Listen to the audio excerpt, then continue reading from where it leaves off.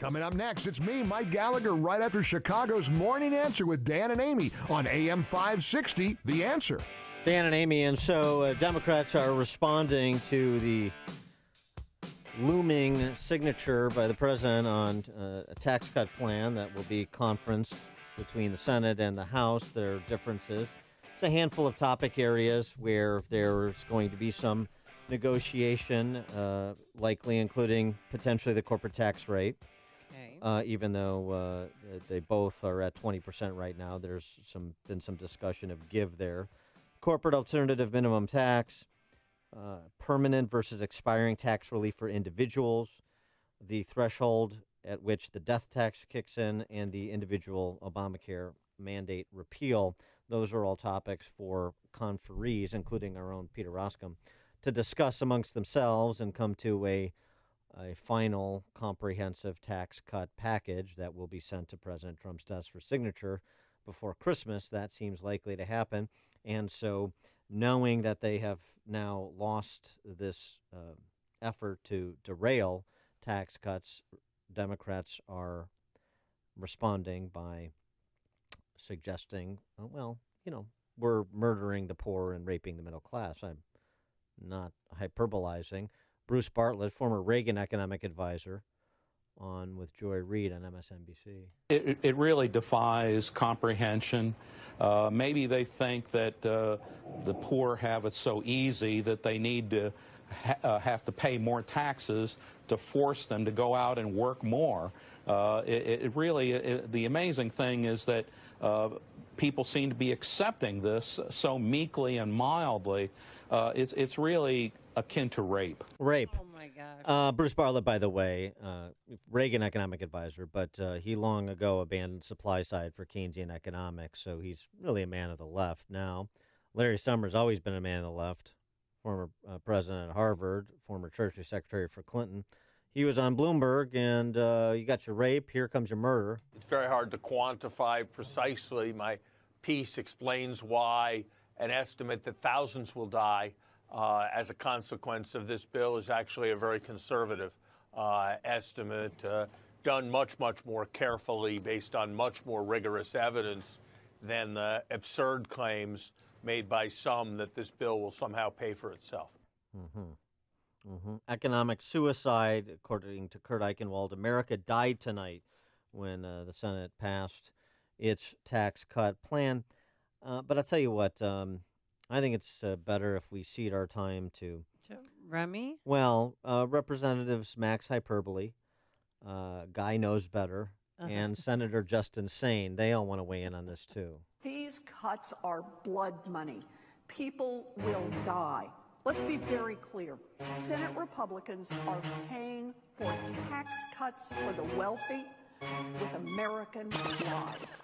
People need kidneys, it's sad but decreed, yet the senator's hoarding one more than she needs. I offer this bill and I hope you'll vote aye, unless of course you just want people to die. Traffic deaths have many crying with fear. Over 30,000 people are dying each year. This modest change I propose must be applied, unless of course you just want people to die. Alcohol deaths are exceeding comparisons. Black people, white people, Native Americans. We need to ban alcohol. It can't be denied, unless of course you just want people to die. Murders are bad. They have no defenders, yet many are committed by repeat offenders. I say lifetime in prison, whatever the crime, unless of course you just want people to die. So I don't have a bill or a groan to detail. I just need a short clip for my donor email. Tim, there's blood on your hands. You want people to die. That good? Cool. Tim, dinner at 5? Yeah. The car deaths I mentioned are terrible stuff. Doesn't seem one seatbelt is ever enough. You must vote for my act so that fewer will cry, unless of course you just want people to die. The carbs, the container, we cannot ignore. Whipped cream's killing more people than ever before. This bill would be passed and be ratified if those people that didn't want people to die. Why not weigh all the costs, the effects, the results, empathize with each other as if we were adults, use our brains to craft arguments, not vilify, see that freedom's a trade-off. You want people to die! I tried. Crossing the street is incredibly tough. People look left and right, but rarely look up. My bill. All right. Let's see if Steve Cortes, Fox News contributor, can top that. Steve, thanks for joining us. Appreciate it. Good morning. I hope you're not expecting me to rap this early in the morning. Oh, The you entire gotta interview. sing. Yeah. Yeah, the entire Yo, interview. yo. I want it in at least iambic pentameter, if nothing else. That's right. Your response. I mean, you're for those who don't know, you were on Fox Business for a long time prior to getting involved in electoral politics and supporting President Trump, and so your background is in financial services. So, what say you to the tax plan?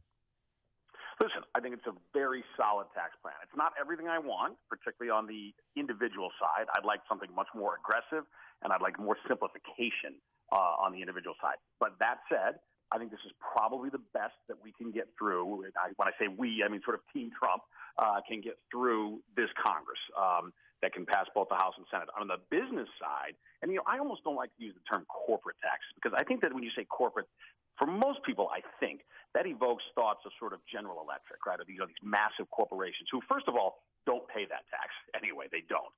They pay a much lower effective tax rate because of legal tax avoidance and because of mechanisms that allow them very sophisticated means of either deferring or avoiding taxes. Who does pay the corporate tax rate, which I prefer to call the business tax rate, are mostly small and medium-sized enterprises, are the ones that are trying to grow the real dynamic organizations in our economy, the ones that are employing people and innovating and doing great things. Unfortunately, our entrepreneurial spirit in America has largely been dampened. I think it's mainly because of excessive regulation and an onerous tax code. Well, President Trump has already taken care of regulation. That we are well on our way to regulatory relief. I think it's been magnificent and very freeing for American enterprise. Now we've got to tackle the second part, which is a much less onerous, less confiscatory tax code. So I love that part of this tax plan. We've got to get out of the conference. The devil's sometimes in the details. Whether it's 20, 22, the point is it's going to be lower, and I think that's going to allow small and medium-sized businesses to really grow and prosper. A lot of people have argued this, what I hear amongst my friends is that if corporations are doing so well, the stock market's at an all-time high, house sales are up. Why do we need to give corporations a break? Right. Well, again, huge corporations are doing great, but small and medium-sized businesses, I think, are having a tough time. And again, a tough time not because of, in small business surveys, for instance, I'll take my word for it. National Federation for Independent Business surveys its members, small business owners, and they said, what are your chief hurdles? It's not competition. That came in number 3. It was taxes and regulation, number 1 and number 2. So I don't think that small business is doing great in this country. For instance, one of the worst things that happened after the recession was, for the first time in recorded history, we had more businesses closing than opening in the United States. So we don't have the kind of dynamism in our economy that we need to have. And so I think one of the key reasons is overtaxation. And again, don't take my word for it. Bernie Marcus, who founded Home Depot, he recently said in an interview on Fox News, a segment that I was part of, he said, I don't think I could start Home Depot today. He said, because of the tax structure, I don't think we could grow that company if we were to start it today. I mean, what a shame to hear something like that from a mogul, a titan, an entrepreneurial hero of America who built an incredible business. Home Depot's fine now because they're massive, but he doesn't believe he could start it from fresh. The tax code has to unleash the entrepreneurial power of America, and I think that is already happening under President Trump, and it will accelerate if we get this tax package done. The good news is things are getting better. Whether it's the stock market, that's great, but the stock market did well under Obama, while Main Street didn't. Main Street's starting to do better. Individual wages are starting to rise. Consumer confidence is soaring. So things are getting better. If we throw in a more sensible and fair tax structure like this one is, like this proposal entails, I believe that the economy in 2018 is going to just soar. Yeah, well, and it's important to point out, as Mitch McConnell did, that the NFIB, National Federation of Independent Businesses, endorsed the Senate plan.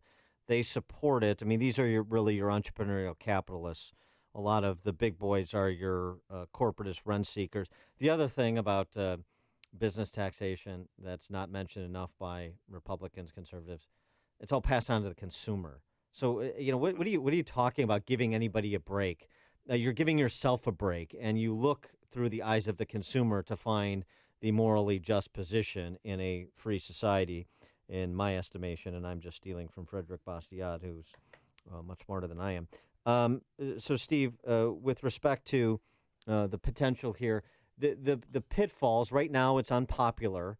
and it's got about a year to get more popular in advance of the midterm elections. And so what's the sense of the politics of this in terms of people starting to feel, in some cases, the beneficial impact, in other cases, depending on how you're situated, some negative impact in terms of your tax liability? Right.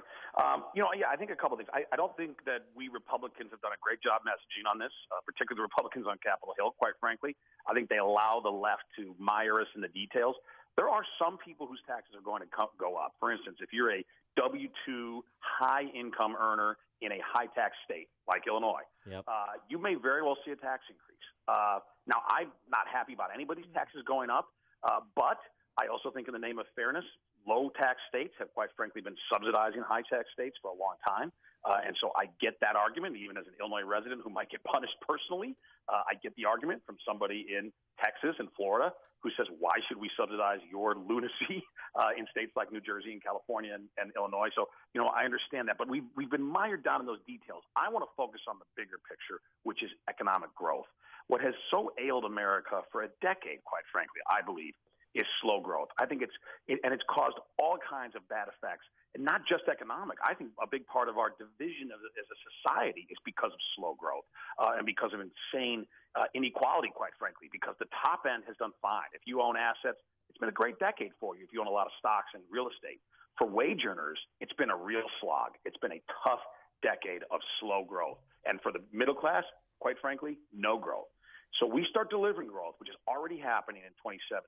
If it accelerates into 2018, which I believe it will, because, business plans ahead, right? So even though the tax cuts won't take effect quite yet, once they know they're coming, they're more willing to invest. And I think this can be perhaps the biggest near-term catalyst into the 2018 elections is the return of corporate profits from overseas. So corporations have, it's estimated as much as $4 trillion that they are keeping overseas because they don't want to pay our ridiculous corporate tax rate.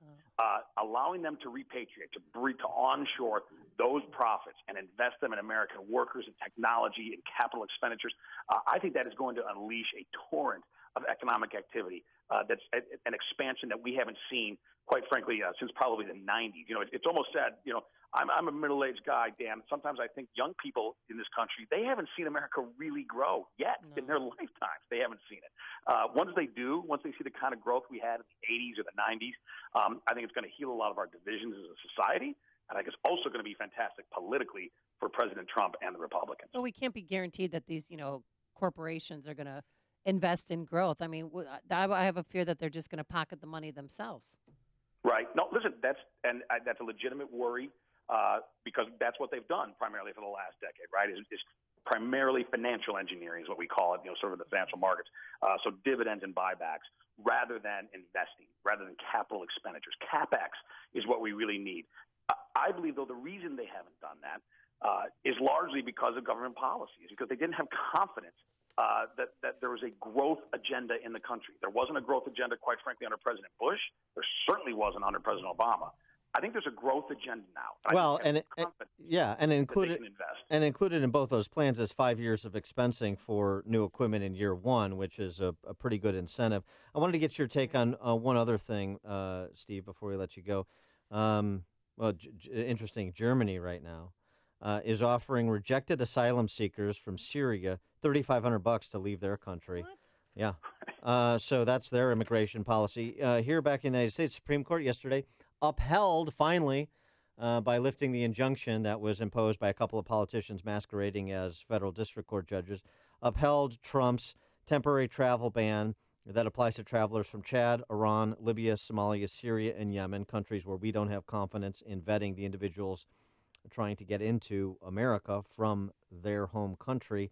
And this particularly against the backdrop of the verdict in the Kate Steinle case. Immigration policy, once tax reform is moved off the front burner, are we going to see more of that, do you think, in the new year? I do, and I think, Dan, we're going to get to that pretty quickly, and we have to some degree because the clock is ticking on DACA. And what I have advocated strongly, and I got to talk to the president directly about this, is I am pro-DACA, and I disagree with some of the people within the Trump administration who want DACA rescinded. I think these people came here as children. They didn't choose to break our immigration laws. I think it's a separate category of illegal immigrants that should be granted status. But In exchange for that, I think that the administration there has to be a bargain, a negotiation.